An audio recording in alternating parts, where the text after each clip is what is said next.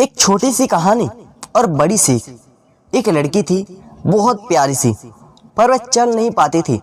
दोनों पांव खराब थे उसके। उसकी जिंदगी तो बस व्हील चेयर पर ही थी। बच्चों को खेलता देखती तो वह उदास हो जाती। वो रोती थी अक्सर। माँ से प्रश्न करती, मेरे साथ ऐसा क्यों हुआ माँ? माँ उसे समझाया करती, पर अपनी बच्ची को दुखी देखकर वह भी दुखी हो जाती। उस बच्ची को अपने कमरे की खिड़की पर बैठना बहुत पसंद था।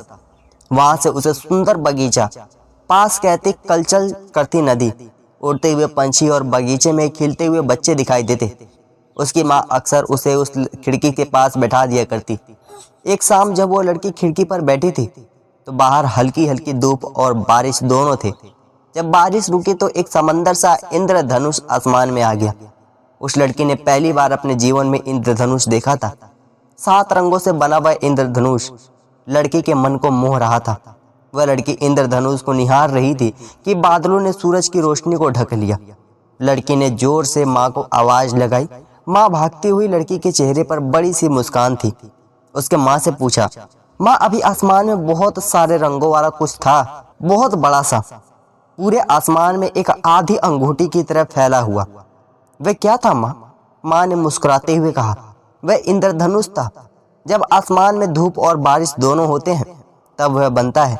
लड़की ने उत्सुकता से पूछा, माँ अगली बार जब वो आएगा ना तो मुझे बहुत देर के लिए उसे देखना है। माँ बोली, इंद्रधनुष थोड़े समय के लिए ही रहता है, पर हम जरूर कोशिश करेंगे उसे बहुत समय के लिए देखने की। अब लड़की इंद्रधनुष बनने की प्रतीक्षा करने लगी। एक बार फिर ऐसा ही मौसम हो गया। आज पूरी आशा थी कि इंद्रधनुष बनेगा। उसकी माँ उसे कार में लेकर पास की एक पहाड़ की चोटी पर पहुंच गई। जब इंद्रधनुष निकला तो पहाड़ की चोटी से वह इतना खूबसूरत दिखाई दे रहा था कि लड़की की खुशी का कोई ठिकाना ना रहा। लड़की अपनी कल्पनाओं से उसे इंद्रधनुष के साथ खोलने लगी, उससे बात करने लगी। वह दोनों बहुत खुश थे। कुछ देर बाद इंद्रधनुष ने कहा, अच्छा प्यारी बच्ची, अब मुझे जाना होगा। लड़की ने कहा, अभी ठहर जाओ थोड़ी देर, इतनी जल्दी क्यों जा रहे हो तुम? कितने अद्भुत और सुंदर हो तुम, सबको इतनी खुशियां देते हो, फिर इतने कम समय के लिए क्यों आते हो तुम? इस पर इंद्रधनुष ने मुस्कुराते हुए उत्तर दिया, जब ईश्वर ने मुझे बनाया था तो यही कहा था कि मेरा जीवन काल बहुत छोटा होगा। मैंने इसे स्वीकार कर लिया। मेरी इसी स्वीकार्यता के कारण मेरा रूप अद्भुत हो गया। मैं बेहद खूबसूरत रंगों से ढक गया। फिर मैंने सोचा कि मेरा जीवन काल छोटा है तो क्या हुआ, मैं इस छोटे से जीवन काल में ही दूसरों को खुशियां दूंगा। लड़की इंद्रधनुष की इन बातों से बहुत प्रभावित हुई। उसकी बातें लड़की को बार बार याद आती रही। फिर लड़की ने सोचा, ईश्वर ने जो मुझे दिया है उसे मुझे स्वीकार करना चाहिए। मुझे इस विकलांगता को स्वीकार करना चाहिए जैसे इंद्रधनुष ने किया। अपने छोटे से जीवन काल को स्वीकार, मुझे भी इंद्रधनुष की तरह दूसरों को खुशियां देनी चाहिए। फिर वह लड़की दूसरे बच्चों के बीच जाकर समय बिताने लगी। वह खुश रहने लगी और दूसरों की खुशियों का कारण बनने लगी। दोस्तों, जीवन की कुछ परिस्थितियां लॉटरी की तरह होती है।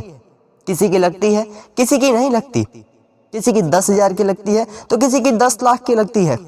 कुछ लोगों का स्वास्थ्य पूरी उम्र खराब रहता है तो कुछ लोगों का काफी स्वस्थ। कोई छोटी आयु वाला होता है तो कोई बड़ी आयु वाला। चाहे परिस्थितियां जो भी हो, हमें खुश रहना है। ना तो उसकी एक चाबी है स्वीकृति। जिन विपरीत परिस्थितियों को हम बदल सकते हैं उन्हें बदल डालिए, पर जिन परिस्थितियों को बदला नहीं जा सकता उन्हें स्वीकार कर लीजिए।